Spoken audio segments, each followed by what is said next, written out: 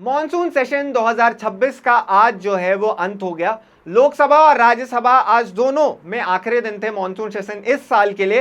और ऐसे में आप सवाल उठाएंगे कि क्या जो पार्लियामेंट का मेन काम होता है, जो किसी भी सदन का मेन काम होता है, वो क्या हमारा पार्लियामेंट अचीव कर पा रहा है। अगर आप आंकड़े उठाकर देखेंगे तो इस सेशन में लोकसभा मात्र 19% तक काम कर पाया, जबकि अगर आप राज्यसभा के आंकड़े देखेंगे तो वहां पे भी मात्र 39% जो है वो काम हो पाया है।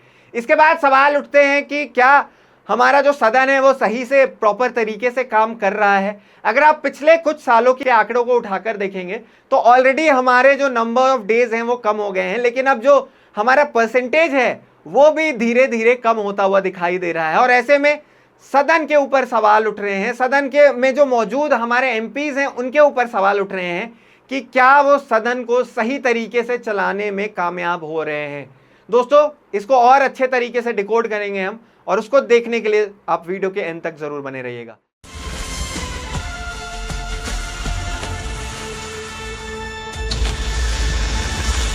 नमस्कार, मेरा नाम है इंद्रनील भारती और आप मेरे साथ देख रहे हैं द न्यूज अरीना।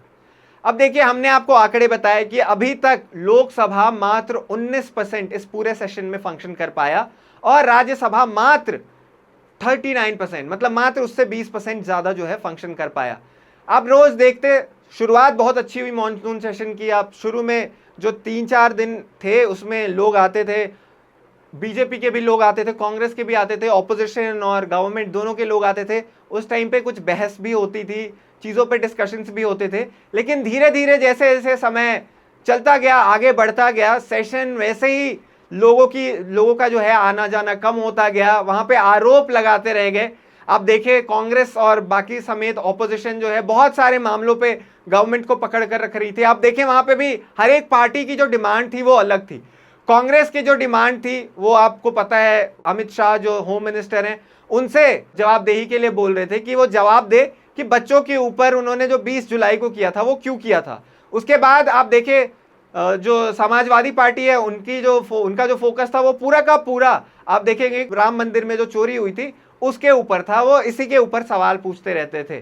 और जो बाकी की पार्टीज आई थी, कुछ साउथ की पार्टीज थी, उनको डीलिमिटेशन से प्रॉब्लम थी, रीजंस जो भी थे, लेकिन इसी चक्कर में पूरी तरह से आप बोलेंगे कि ये जो लोकसभा का सेशन गया है और राज्यसभा का, ये पूरा अनप्रोडक्टिव चला गया है। आप देखिए, सरकार इतनी डरी हुई थी अपने खुद के लिए हुए फैसले से कि उनके मंत्री खुद को सदन में ला नहीं पा रहे थे। वो रोज सदन में मौजूद होते थे, अमित शाह खुद सदन में मौजूद होते थे, लेकिन जब ऑपोजिशन डिमांड करती थी कि भाई अमित शाह को आकर हमें हमारा जवाब देना चाहिए, तो अमित शाह आते नहीं थे पार्लियामेंट के अंदर। लेकिन जब ये सेशन एंड की तरफ आया, जब बस आखिरी के 2 दिन बचे थे, तो ऐसे में अमित शाह सदन भी आ जाते हैं, वहां पे इंटरव्यू भी देते हैं, वहां पे बताते भी हैं कि मैं रेडी हूं जवाब देने के लिए। लेकिन सवाल यही है कि अमित शाह उसके 10 दिन पहले से क्या कर रहे थे, जब सदन में बार बार इसी चीज की डिमांड चल रही थी। और अगर आपने कोई फैसला लिया था, अगर आपने लाठीचार्ज कराया था बच्चों के ऊपर, अगर आपके कार्यकाल में ये चीज हुई है,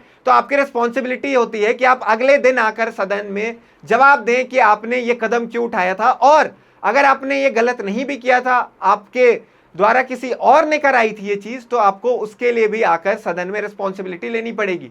यहां पे सरकार की फेलियर दिखी, लेकिन आखिरी के 2 दिन में ऑपोजिशन का भी फेलियर दिखा। जब अमित शाह ने इस चीज की मंजूरी दे दी थी कि वो सदन में आने को तैयार हैं, लेकिन ऑपोजिशन ने वहां पे अलग अलग बहाने, अलग अलग आप बोलेंगे कि पैंतरा दिखाया और उसके बाद वो सदन में नहीं आए।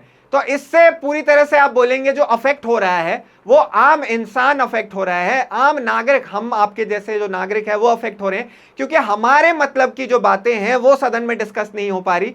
हमारी जो ऐसी जो बिल्स हैं जिनको पास करना चाहिए, ऐसी बिल्स जिनके ऊपर हमारा और आपका रोज का जो एक्टिविटीज हम कर रहे हैं वो डिपेंड करता है, वो बिल्स पास नहीं हो पा रही है।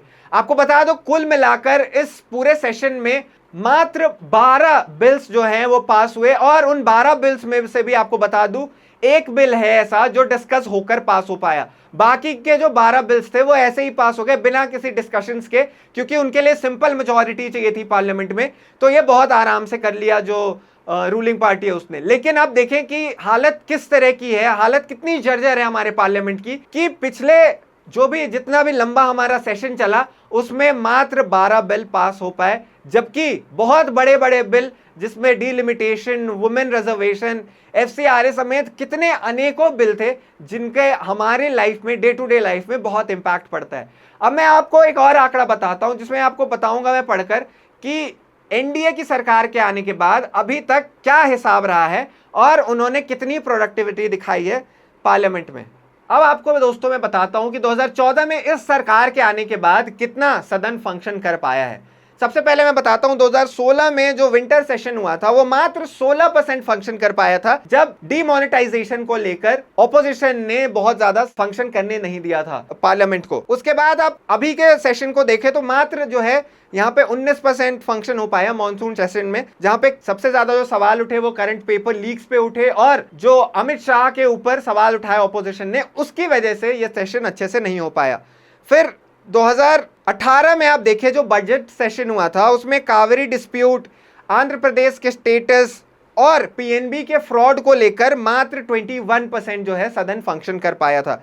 2021 में भी मॉनसून सेशन की अगर बात की जाए तो मात्र 21% जो है सदन फंक्शन कर पाया था, जिसमें पेगासस रॉ के ऊपर जो है उसके वजह से नहीं कर पाया था। फार्म लॉज जो लाए गए थे उसको लेकर बहुत सारे ज्यादा प्रोटेस्ट हुआ था।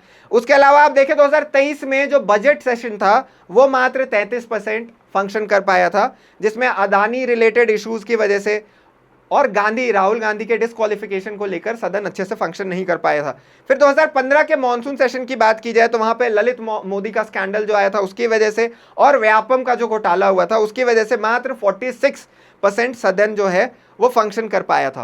अब आप सबके ये भी ध्यान में होगा कि ऑलरेडी इस सरकार के आने के बाद नंबर ऑफ सेशंस और नंबर ऑफ डेज जो हैं वो घटा दिए गए हैं, इन सेशंस में बहुत कम कर दिए गए हैं पहले की तुलना में। जहां पहले एक एक कार्यकाल में 300 दिन जो है वो सदन एक्चुअली फंक्शन करता था, अब इस सरकार में के आने के बाद वो संख्याएं घटकर 200, 210, 250 के आसपास तक सीमित रह गई हैं। उसके बाद भी अगर आप प्रोडक्टिविटी इतना कम दिखाएंगे, जहां पे अनेकों हमने आपको रिकॉर्ड्स बता दिए जिसमें से जो सेशंस हैं वो मात्र 50% के भी नीचे फंक्शन कर रहे हैं, तो ऐसे में डिस्कस क्या कर रहे हैं हमारे पार्लियामेंटेरियन जिनको हमने इतना जो है वोट देकर भेजा है, इतना हमने सारी की सारी जनता जिसने ट्रस्ट करके उनको भेजा है ऊपर तक।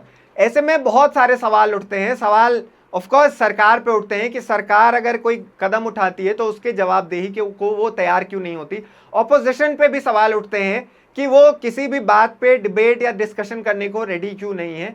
लेकिन सबसे ज्यादा अगर किसी का नुकसान हो रहा है तो वो नुकसान हो रहा है भारत के आम जनता का, जो सफर कर रहा है क्योंकि उनके रोजमर्रा की जिंदगी में जो बिल्स बहुत ज्यादा इंपॉर्टेंट है, जो नियम, जो कानून बहुत ज्यादा इंपॉर्टेंट है और देश की तरक्की के लिए जो बहुत सारे बिल्स और कानून लाने की जरूरत है या किसी कानून जो बहुत पुराने जमाने का है उसको बंद करने की जरूरत है, वो सही से नहीं हो पा रहा है।